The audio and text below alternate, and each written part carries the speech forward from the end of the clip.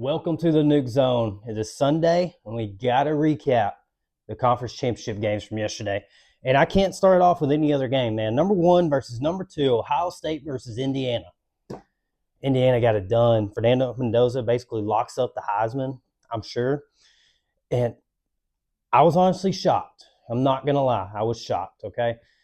It just felt like one of those games where Ohio State was going to run away with it at any point, and then they didn't, okay? They couldn't make the big-time play when it mattered. In the second half, they were inside the 10 twice and got 0 points. The 4th and 1 QB sneak, and they don't convert it after the review.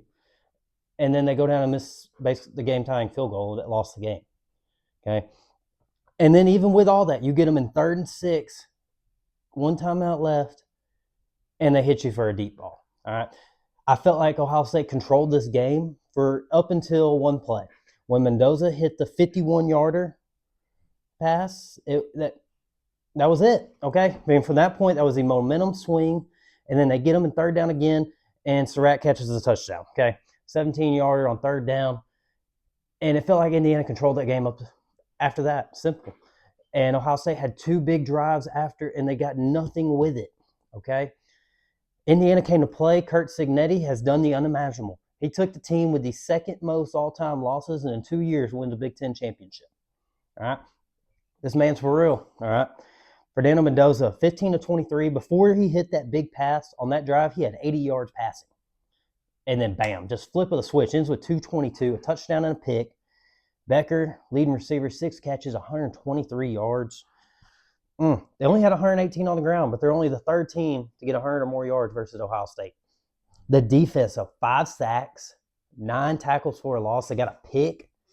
All right, I questioned how this team would perform if Ohio State took away the RPOs. And Fernando Mendoza's legs, I mean, he did get sacked 3 times, I believe. I would look, yeah, he got sacked. Where'd he go? Yeah, he got sacked 3 times. But it didn't matter. I mean, the dude started getting on using his legs, making plays, and he had a big-time game, big-time moment. Big win for Indiana, man. Big win. And now they just locked up the number 1 seed. Ohio State, how are you going to respond from that? I kept questioning what was going to happen when Ohio State got punched in the mouth back against the wall. They were in a heavyweight bout, man. And they got pushed up against that wall, and they didn't respond. Indiana found a weakness in Ohio State. And they exploited it, okay? I mean, Ohio State, you had the 3rd down at the goal line and didn't convert, okay? The Indiana linebacker made a tremendous play. Sayin threw it a little late to the tight end, and the linebacker adjusted to it, made a play, all right? Big time. Ohio State used 14 minutes of clock on 2 drives to go all the way down inside 10 and not get any points. 14 minutes of the second half. 0 points. That is astonishing. With all that being said, Julian Sayin had 258. Jeremiah Smith had 144. Part of that came on the last play of the game that ended up being for nothing. Bo Jackson, 17 of 83. I felt like he was just going to break one, and he never got to it. He never got to breaking one away. Okay, their defense had 3 sacks, 4 tackles for a loss, a pick. Indiana, I mean, Curt Cignetti, you deserve all the praise in the world. You're worth every penny they gave you, man.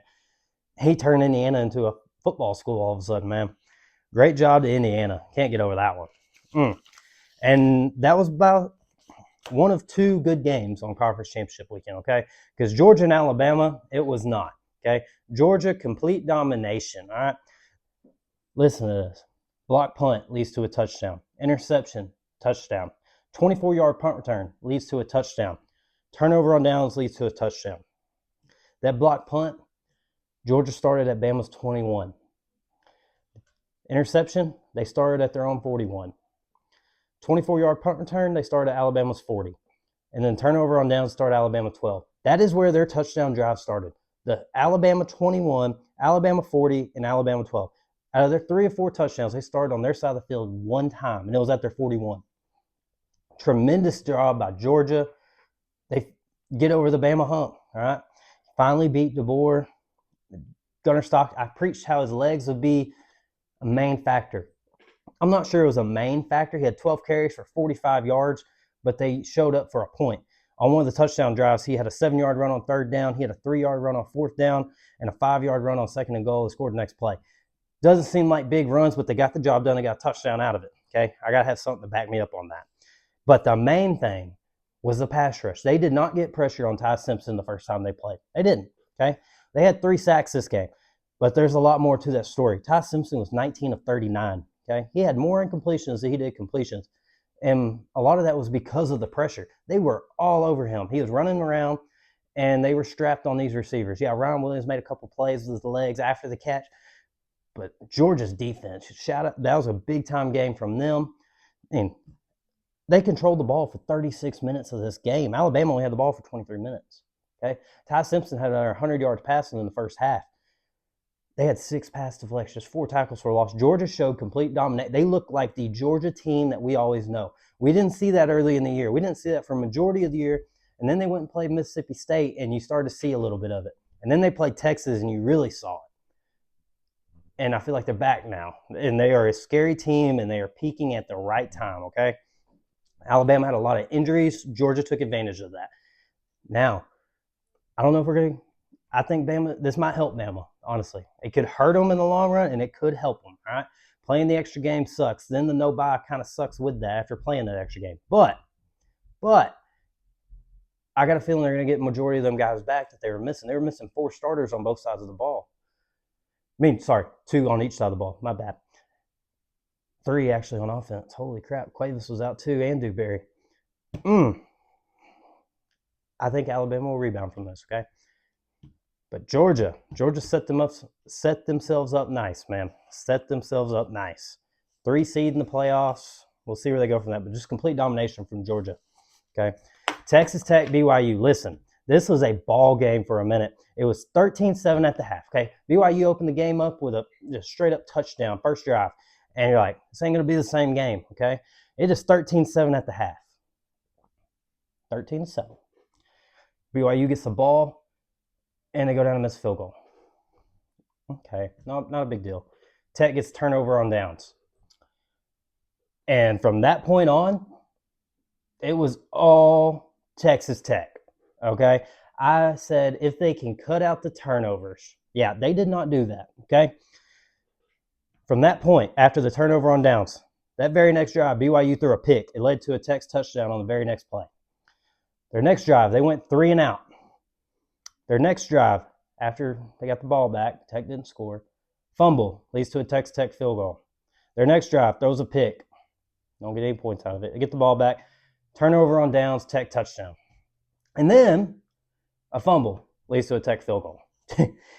After that opening drive of the second half for BYU, they had 18 plays, only 2 first downs, 4 turnovers, and 1 turnover on down.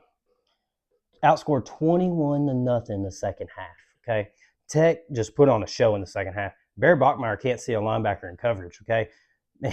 Roberts, MVP of the game, big-time performance from that Tech defense, especially in the second half. I mean, excluding the first drive of the game, they were almost perfect. It was a great game from them. I do question the offense a little bit. They had a lot of turnover worthy. I mean, BYU could have easily been up in the first half.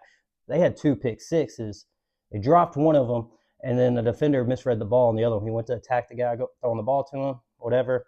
I get it. He stays where he was. It's pick 6, okay?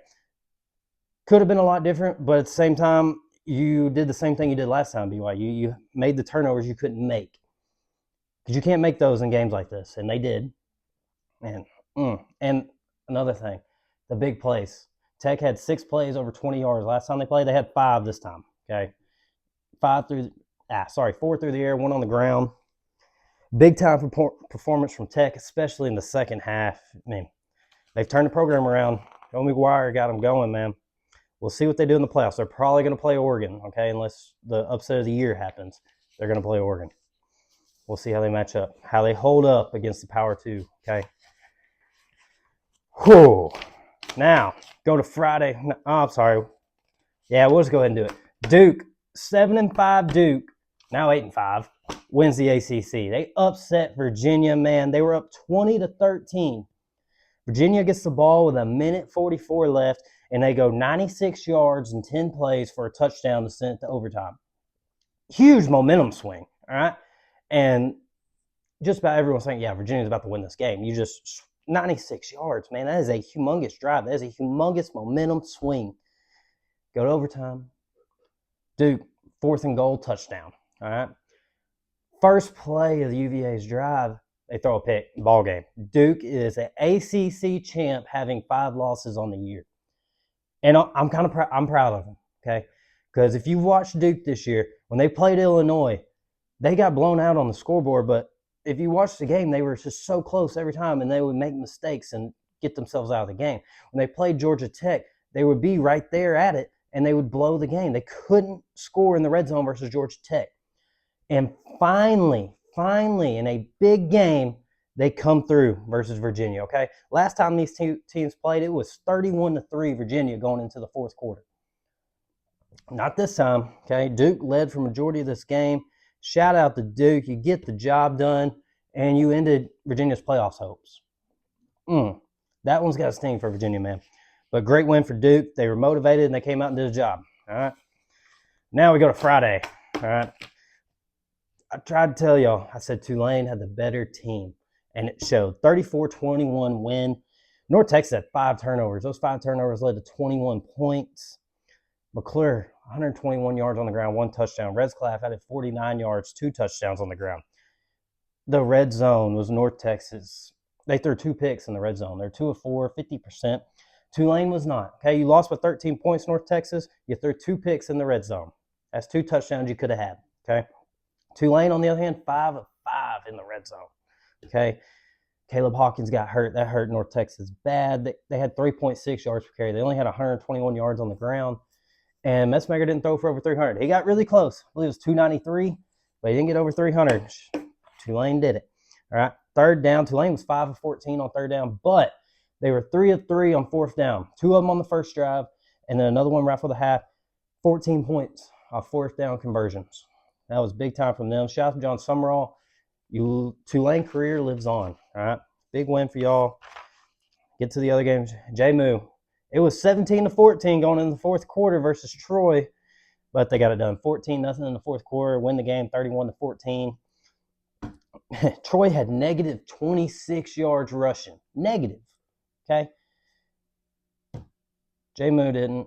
Okay. Wayne Knight, 212 yards. Alonzo Barnett, 85 yards. J-Moo gets in. It will be the 12 seed, and they will be playing Oregon. Like I said, upset of the year. Just kidding. No, Oregon's going to win that game. But anyways, Kennesaw State, they were up 12-0 and then led up 15 unanswered to Jacksonville State. And it seemed over, and then bam, 70-something yard touchdown drive. Touchdown with 51 seconds left. Jacksonville State 4 and out.